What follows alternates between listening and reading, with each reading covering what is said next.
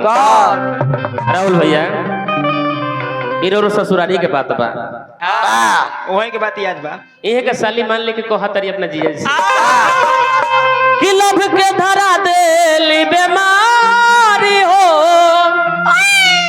अरे हमारा भैया के साली कि सीधे वो दिल में अरे घुस जाली हो हमारा भैया के साथ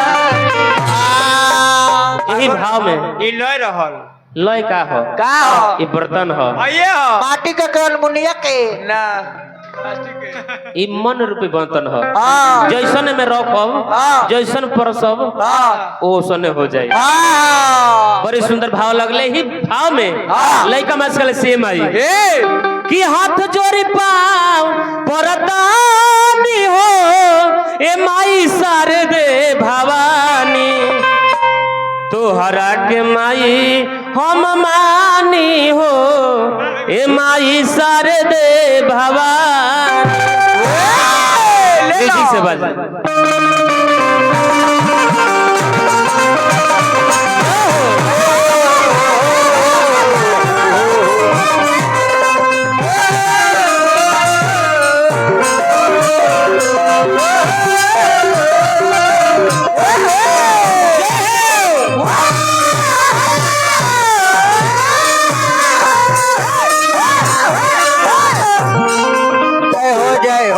लइका मासल से माई हम एको क्लास पढ़ल लिखल ना हई जतना पढ़ल बनी तू जाना तारू ए मैं एको दिन स्कूल के सब तो कोठो लिखी लंगले कतना ले पढ़ल बनी तू जाना तारू ए माई ये पवन भाई हाथ जोड़ी पाओ परदानी हो माई सारे दे भवानी हाथ जोड़ी पाओ परदानी हो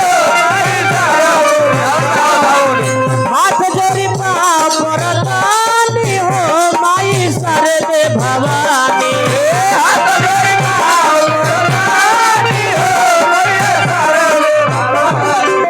तोहरा के माई हम मानी हो ए माई सारे दे भवानी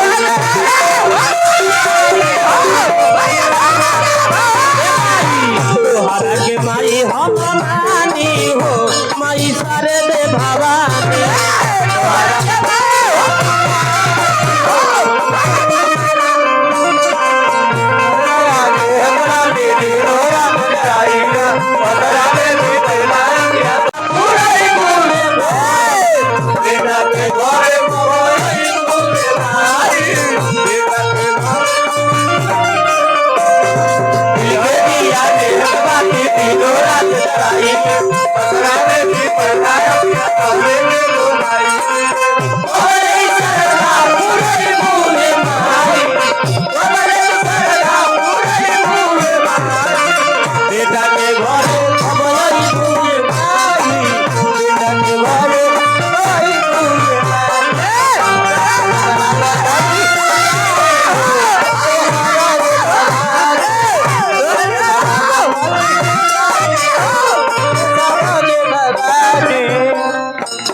लइका में असल सेम आई जैसे हमने के रतनेश भैया पर दया दृष्टि कोइलू आज एगो है जिला के एगो मालिक के बानी इहो माइये के देन ई माइये के देन हटे माता और पिता में अंतर है बाबू का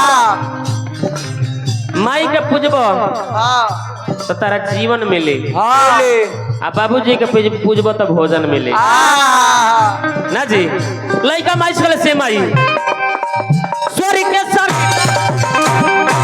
काल के तलैया सोरी के सरिता हाँ सोरी के सरिता हो काल के तलैया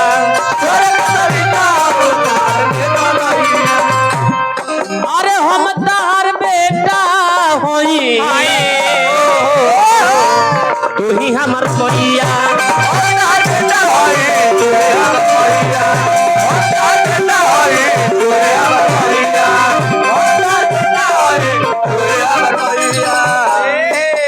तोहरा चरनिया में आइल बानी हो राजा हो जा बिपिन शर्मा जी धीरे धीरे इंजन गरमाता। जियो जवान जियो। ए, माल।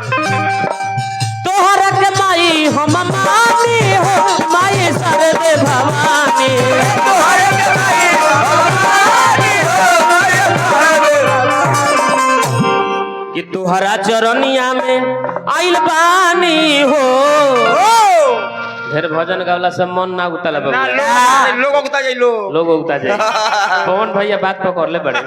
पकड़े ले बढ़िया से। नीमन चीज लोग के हजम बहुत कम होला हाँ। ना जी। हाँ जी। जा देखो तो डांट पकड़। अच्छा जज साहब बैठल बनी, रउआ तो से तब रउआ तो जानते बनी, नीमन चीज करे खतरे स्कूल में जाए के पड़ी कि ना।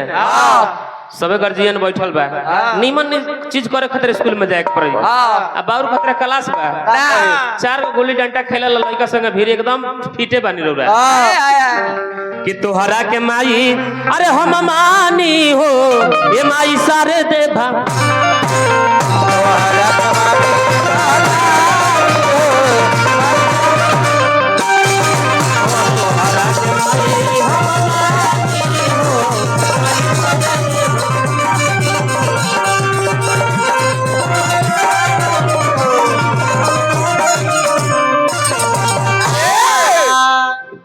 ए बबुआ